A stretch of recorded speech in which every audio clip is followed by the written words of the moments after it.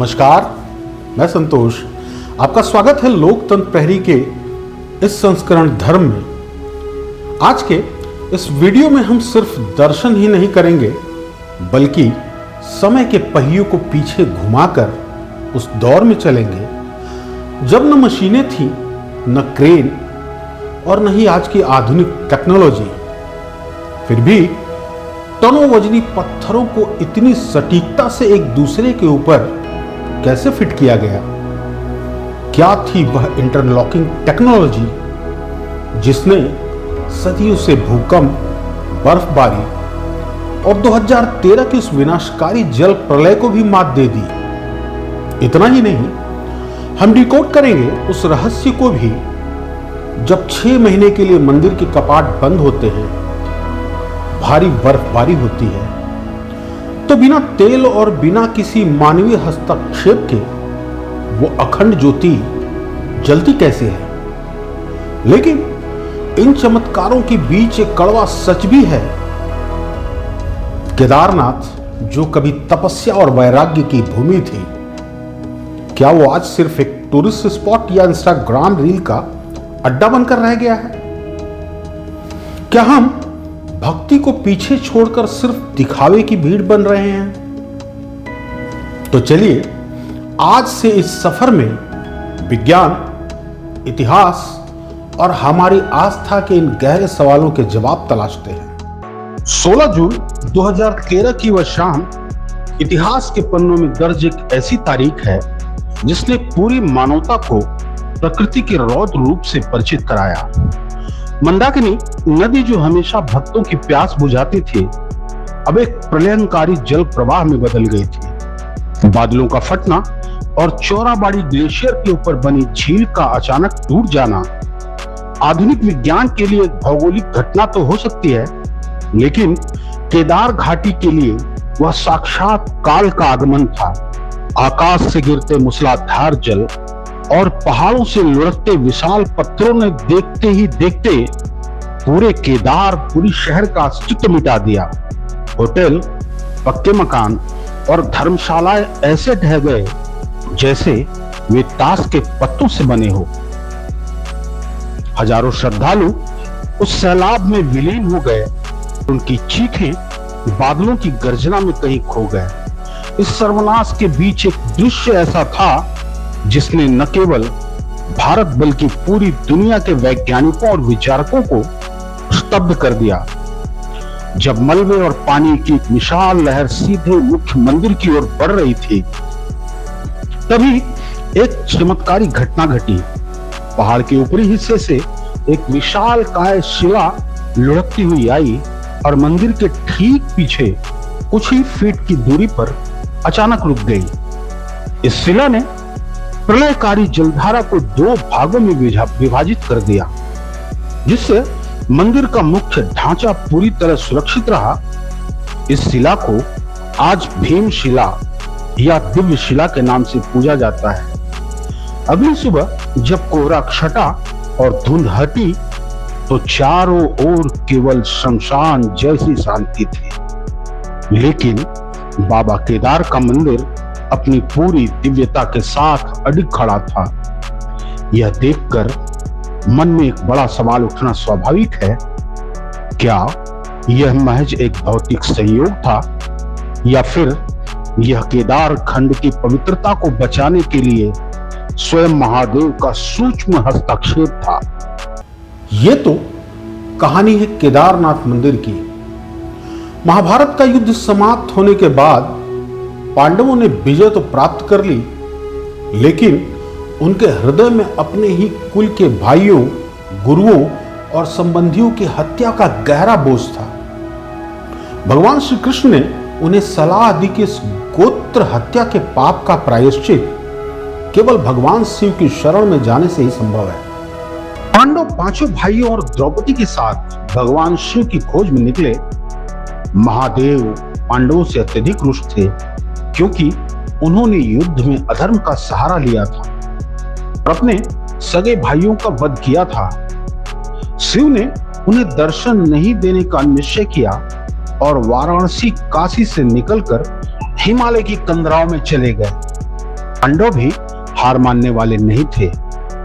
वे काशी से होते हुए हिमालय के गढ़वाल क्षेत्र तक पहुंच गए। पांडवों को अपनी ओर आता देख महादेव ने एक नंदी का रूप धारण किया और गुप्त काशी में पशुओं के झुंड में शामिल हो गए। पांडवों को आभास हो गया कि महादेव इसी झुंड में छिपे हैं। भीम ने अपना विशालकाय रूप धारण किया और दो पर्वतों के बीच पैर फैलाकर खड़े हो गए। सभी गाय और बैल भीम के पैरों के नीचे से निकल गए, लेकिन शिव रूपी बैल ने वहां से निकलने से मना कर दिया। भीम ने जैसे ही उस बैल को पकड़ने के लिए झपटे, महादेव भूमि में समाने लगे। भीम ने अपनी पूरी शक्ति लगाकर बैल की त्रिकोणीय कुकुद को पकड़ लिया। पांडवों का समर्पण और उनका कठोर संघर्ष देखकर महादेव का क्रोध शांत हो गया और उन्होंने उन्हें क्षमा कर दिया। शिव अपने वास्तविक रूप में प्रकट हुए और पांडवों को उनके पापों से मुक्त किया। अपनी उपस्थिति के प्रमाण स्वरूप महादेव ने अपनी त्रिकोणाकार पीठ वही प्रकट होने दी जिसे आज केदारनाथ मंदिर के गर्भगृह के रूप में स्वयंभू शिवलिंग के रूप में पूजा जाता है। मान्यता है कि पांडवों ने ही उसी पवित्र स्थान पर पहले पत्थर के मंदिर का निर्माण किया था। 8वीं शताब्दी में आदि गुरु शंकराचार्य ने केरल से निकलकर बद्रीनाथ और केदारनाथ की महान यात्रा की। उन्होंने मंदिर की वर्तमान संरचना को पुनः स्थापित किया और वहां की पूजा अर्चना के लिए सुव्यवस्थित नियम बनाए गए। शंकराचार्य ने यह भी सुनिश्चित किया कि मंदिर के मुख्य पुजारी दक्षिण भारत के वीर शैव समुदाय के हों, ताकि उत्तर और दक्षिण भारत के बीच एक सशक्त सांस्कृतिक और धार्मिक सेतु बन सके। कहा जाता है कि अपने दायित्वों को पूर्ण करने के बाद मात्र 32 वर्ष की अल्पायु में शंकराचार्य जी ने इसी मंदिर के पीछे महासमाधि ले ली। केदारनाथ मंदिर कैसे बना, यह प्रश्न आज के बड़े बड़े आर्किटेक्ट्स और इंजीनियरों के लिए भी एक गहरा रहस्य बना हुआ है। लगभग 12,000 फीट की उस दुर्गम ऊंचाई पर, जहां आज भी भारी मशीनों को पहुंचाना एक बड़ी चुनौती है, वहां 1200 वर्ष पहले इस भव्य मंदिर का निर्माण कैसे हुआ होगा, यह सोच मात्र ही रोमांच भर देता है। उस दौर में ना आधुनिक तकनीक थी, न मशीनें, फिर भी पत्थरों का ऐसा संतुलन और संरचना जो आज तक खड़ी है। मंदिर के निर्माण में धूसरनीस और ग्रेनाइट जैसे अत्यंत कठोर पत्थरों का उपयोग किया गया है। एक एक पत्थर का वजन 10 से 20 टन तक है।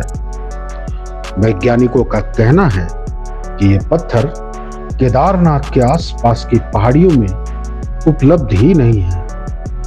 इन्हें तो कई किलोमीटर दूर पहाड़ों के निचले हिस्सों से ऊपर लाया गया था। इतिहासकारों का अनुमान है कि प्राचीन इंजीनियरों ने पहाड़ पर कई किलोमीटर लंबे मिट्टी के रैंप, ढलान बनाए गए होंगे। हाथियों, बैलों और सैकड़ों मजदूर ने रोलर्स और रस्सियों की मदद से इन पत्थरों को ऊपर चढ़ाया होगा। पत्थरों को हथौड़े और छेनी से इतनी बारीकी से काटा गया है कि उसके बीच 1 इंच का भी अंतर नहीं है। यह आधुनिक लेजर कटिंग की याद दिलाता है। केदारनाथ मंदिर की सबसे बड़ी मजबूती इसकी इंटरलॉकिंग तकनीक है, जिसमें पत्थरों को जोड़ने के लिए किसी भी तरह के बाहरी पदार्थ जैसे सीमेंट या मिट्टी का उपयोग नहीं किया जाता। केदारनाथ मंदिर के पत्थरों को इस प्रकार काटा गया है कि वे आपस में फंसकर मजबूती से लॉक हो जाते हैं। इसी वजह से यह मंदिर भूकंप और भारी बर्फबारी जैसी प्राकृतिक आपदाओं को भी सहन कर पाता है। मंदिर का अभिविन्यास, ओरिएंटेशन किसी भी अजूबे से कम नहीं है। अधिकांश हिंदू मंदिर पूर्व या पश्चिम की ओर मुख रखते हैं, लेकिन केदारनाथ का मुख दक्षिण की ओर है। वैज्ञानिकों का मानना है यह केवल धार्मिक कारण नहीं बल्कि एक उन्नत सुरक्षा योजना थी। केदारनाथ के उत्तर में विशाल ग्लेशियर है। यदि मंदिर का मुख उत्तर की ओर होता तो हिमस्खलन और बाढ़ का सीधा प्रहार गर्भगृह को नष्ट कर देता। दक्षिण मुखी होने के कारण मंदिर का त्रिकोणाकार पिछला हिस्सा आने वाले मलबे को दो हिस्सों में बांट देता है, जिससे पानी किनारों से बह जाता है। केदारनाथ मंदिर का आकार और बनावट इतनी सटीक है कि यहां आकर आज का विज्ञान भी सोच में पड़ जाता है। क्या प्राचीन भारत के लोगों को जमीन की बनावट और पानी की चाल को समझने का गहरा ज्ञान था, जो आज के आधुनिक मशीनों से भी आगे था। केदारनाथ मंदिर वर्ष में केवल अप्रैल से नवंबर 6 महीने भक्तों के लिए खुला रहता है। शेष 6 महीने यह स्थान एक ऐसी दुनिया में बदल जाता है जहां मनुष्यों का रहना लगभग असंभव हो जाता है। समुद्र तल से अत्यधिक ऊंचाई पर स्थित होने के कारण नवंबर के महीने में यहां तापमान -20 डिग्री सेल्सियस से भी नीचे गिर जाता है। पूरा केदारपुरी क्षेत्र 10-20 फीट गहरी बर्फ की चादर में लिपटा रहता है। रास्तों पर भारी हिमस्खलन, एवेलांच का खतरा बना रहता है, जिसके कारण यहां तक पहुंचने के सभी मार्ग बंद हो जाते हैं। हिंदू शास्त्रों के अनुसार केदार धाम वर्ष भर पूजा जाता है। पौराणिक कथाओं के अनुसार देवर्षि नारद स्वयं इन 6 महीनों में महादेव की गुप्त रूप से आराधना करते हैं। इसी कारण कपाट बंद करते समय पुजारी मंदिर के भीतर एक अखंड ज्योति प्रज्वलित करते हैं। भैया दूज के पवित्र दिन एक विशेष पूजा के बाद केदारनाथ के कपाट बंद कर दिए जाते हैं। बाबा केदारनाथ की पंचमुखी मूर्ति को एक डोली में स्थापित किया जाता है। स्थानीय गढ़वाल राइफल्स का बैंड और हजारों श्रद्धालुओं की ढोल डमरू की थाप पर डोली के साथ चलते हैं। यह यात्रा गौरी कुंड और गुप्त काशी होते हुए ओखीमठ पहुंचती है। अगले 6 महीनों तक बाबा केदार का निवास ओखीमठ के ओंकारेश्वर मंदिर में होता है। भक्तों का मानना है इस अवधि में ओंकारेश्वर के दर्शन करना केदारनाथ के दर्शन के समान ही फलदायी होता है। बैसाख के महीने में जब बर्फ पिघलने लगती है, तब अक्षय तृतीया के दिन कपाट फिर से खोले जाते हैं और डोली वापस अपने धाम की ओर प्रस्थान करती है। केदारनाथ मंदिर के सबसे बड़े रहस्यों में एक है कपाट खुलने के बाद का दृश्य। जब 6 महीने के बाद कपाट खोले जाते हैं तो मंदिर के गर्भगृह में जल रहा अखंड दीपक वैसा ही प्रज्वलित मिलता है जैसा उसे पुजारी कपाट बंद करते समय छोड़कर गए थे। और सिर्फ इतना ही नहीं, कपाट बंद करते समय चढ़ाई गई ताजी फूलों की मालाएं और बेलपत्र 6 महीने बाद भी नहीं सड़ते और ना ही सूखते हैं, बल्कि उनमें से वही पवित्र सुगंध आती है। कुछ विशेषज्ञों का कहना है कि मंदिर की बनावट ऐसी है कि वहां ऑक्सीजन का स्तर और तापमान एक विशेष संतुलन में बना रहता है, जिससे जैविक वस्तुएं लंबे समय तक सुरक्षित रह सकती हैं। लेकिन क्या बिना घी और बत्ती के बदले कोई दिया 6 महीने तक जल सकता है? यह सवाल आज भी आस्था और तर्क के बीच झूल रहा है। केदारनाथ मंदिर केवल पत्थरों की बनी एक इमारत नहीं, बल्कि एक जीवित आध्यात्मिक ऊर्जा का केंद्र माना जाता है। जब इतिहास के सबसे भयावह क्षण इस धाम पर आए, तब भी स्थान से जुड़ी आस्था डगमगाई नहीं। 2013 की बाढ़ के दौरान मंदिर के भीतर सैकड़ों लोगों ने शरण ली। जब लगभग 80 फीट पानी ऊंचा और मलबे की दीवार मंदिर की ओर बढ़ी तो वहां मौजूद पुजारी और श्रद्धालु मान चुके थे कि अब अंत निकट है। परंतु मंदिर के ठीक पीछे भीमशिला का अचानक आकर रुक जाना चमत्कार से कम नहीं था। मुख्य पुजारी बताते हैं कि वह शिला पहाड़ से सीधे नहीं गिरी थी, बल्कि पानी की प्रचंड लहर के साथ बहते हुए आई और मंदिर के ठीक पीछे बिना मंदिर को छुए स्थिर हो गई। यदि वह शिला मंदिर से टकराती तो पूरा ढांचा गिर सकता था, लेकिन उसने एक सुरक्षा कवच की तरह कार्य की। भूवैज्ञानिक आज भी यह समझ नहीं पाए हैं कि हजारों टन वजन का वह पत्थर पानी के इतने प्रचंड वेग के बावजूद ठीक उसी जगह पर कैसे आकर रुक गया। एक प्रत्यक्षदर्शी बताते हैं कि पानी की आवाज ऐसी थी जैसे सैकड़ों हवाई जहाज एक साथ उड़ान भर रहे। मंदिर के पुजारी बागीश लिंगाचार्य के अनुसार मंदिर का पश्चिमी द्वार जो वर्षों से बंद था, पानी के दबाव से टूट गया और गर्भगृह में 5 फीट तक मलबा भर गया। लोग मंदिर की छत के पास लगे तारों और घंटियों को पकड़कर लटके रहे। बाहर का नजारा और भी डरावना था। लोग एक दूसरे का हाथ पकड़कर पहाड़ों पर चढ़ने की कोशिश कर रहे थे, लेकिन नीचे की जमीन खिसक रही थी। रामबाड़ा के पास सड़क इतनी टूट चुकी थी कि सिर्फ 1 फुट की जगह बची थी। उसी रास्ते से फिसलकर सैकड़ों लोग उफनती मंदाकिनी नदी में बह गए। बाढ़ के बाद केदारनाथ एक भूतिया शहर जैसा हो गया था, जहां चारों तरफ मलबा फैला था और दबे हुए भारतीय सेना और वायुसेना ने मिलकर दुनिया का सबसे बड़ा सैनिक बचाव अभियान चलाया। वायुसेना के जांबाज पायलटों ने घने कोहरे और सकरी घाटियों में हेलीकॉप्टर उड़ाकर 1,10,000 से अधिक लोगों को मौत के मुंह से बाहर निकाला। इस दौरान वायुसेना का एक Mi-17 हेलीकॉप्टर भी क्रैश हुआ, जिसमें 20 जवान ने अपनी जान गंवाई। 2013 की आपदा केवल एक भौगोलिक घटना नहीं थी, बल्कि यह आधुनिक सभ्यता के लिए एक गंभीर चेतावनी थी।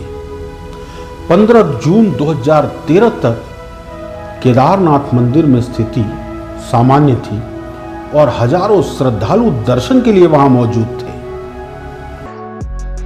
परंतु उसी समय श्रीनगर में धारी देवी मंदिर की मूर्ति को लेकर एक बड़ा विवाद चल रहा था। धारी देवी को 4 धाम की रक्षक देवी माना जाता है। एक हाइड्रो पावर प्रोजेक्ट के लिए 16 जून की शाम 6:30 पर जैसे ही देवी की मूर्ति को उनके मूल स्थान से हटाकर ऊपर शिफ्ट किया गया, ठीक उसके कुछ समय बाद ही केदारनाथ में तबाही की पहली लहर आ गई। स्थानीय लोग आज भी इस घटना को देवी का प्रकोप मानते हैं। हिमालय की गोद में बसा एक ऐसा धाम जहां पत्थर भी महादेव का नाम जपते हैं। 11,000 फीट की वो ऊंचाई, जहां पहुंचने के लिए शरीर ही नहीं, आत्मा का भी बल चाहिए।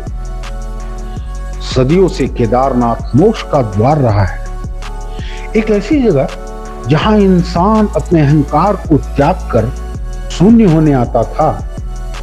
लेकिन आज केदार घाटी की उन शांत वादियों में सब कुछ बदल गया है। आज वहां महादेव की गूंज से ज्यादा कैमरों के क्लिक और मोबाइल के नोटिफिकेशन सुनाई देते हैं। एक कड़वा सवाल हर सच्चे भक्त के मन में है, क्या केदारनाथ आज भी सिर्फ एक आध्यात्मिक केंद्र है, या हमने लाइक्स और रील की भूख के लिए इसे एक टूरिस्ट स्पॉट बना दिया है? आज गौरीकुंड से केदारनाथ की चढ़ाई सिर्फ एक यात्रा ही नहीं, बल्कि एक कंटेंट क्रिएशन का जरिया बन गई है। मंदिर का वह गर्भगृह जहां कभी लोग आंखें बंद कर महादेव को महसूस करते थे, आज वहां लोग अपनी पीठ दिखाकर मोबाइल से सिनेमैटिक शॉट बना रहे हैं। कैमरे के लेंस के पीछे छिपी हमारी आंखों को क्या सच में महादेव दिख रहे हैं, या हम सिर्फ एक ऐसी तस्वीर ढूंढ रहे हैं जो सोशल मीडिया पर ट्रेंड कर सके। स्थिति इतनी गंभीर हो गई कि मंदिर समिति को परिसर में मोबाइल और फोटोग्राफी पर प्रतिबंध लगाना पड़ा। सोचिए, जिस स्थान पर मर्यादा और मौन की प्रधानता होनी चाहिए थी, वहां हमें कानून से अनुशासन सीखना पड़ रहा है। शास्त्र कहते हैं, न कुर्यात् देवता यात्राम हास्यायैव प्रदर्शनम पूजा कायेन हसेच्च नृत्य गीतादिकम तथा। शास्त्र कहते हैं कि तीर्थ यात्रा प्रदर्शन के लिए नहीं, आत्मदर्शन के लिए होती है। लेकिन जब मंदिर के सामने रील्स के लिए डांस और एक्टिंग होने लगे, तो क्या यह महादेव का अपमान नहीं? क्या यह हमारी भक्ति है? मैं ये नहीं कह रहा कि तस्वीरें लेना गलत है। मैं यह पूछ रहा हूं, क्या भक्ति अब दिखावे में बदल रही है? क्या भगवान को हमारे रील्स चाहिए या हमारा समर्पण? केदारनाथ सिर्फ पत्थरों का मंदिर नहीं, यह एक ऊर्जा का क्षेत्र है। 2013 की प्रलय ने हमें सिखाया था कि प्रकृति और महादेव के सामने हम कितने तुच्छ हैं, लेकिन लगता है हम वह सबक बहुत जल्दी भूल गए। उन बेजुबानों की आंखों में जाकर देखें, अगर संभव हो तो अपने पैरों पर चलकर महादेव तक पहुंचे, क्योंकि महादेव डिस्प्ले में नहीं, श्रद्धा में मिलते हैं। केदारनाथ को एक रील स्पॉट मत बनने दीजिए, इसे वही पावन धाम रहने दीजिए जहां पहुंचते ही मन शांत हो जाए, न कि कैमरे की स्क्रीन में खो जाएं। आज के लिए बस इतना ही। देखते रहिए लोकतंत्र प्रहरी और मुझे दीजिए इजाजत। नमस्कार।